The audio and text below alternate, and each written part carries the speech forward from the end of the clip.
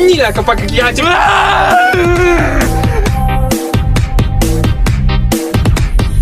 Dia hanya mau mengganggu konsentrasi tuan. Teruskan keluar senjata naga baik.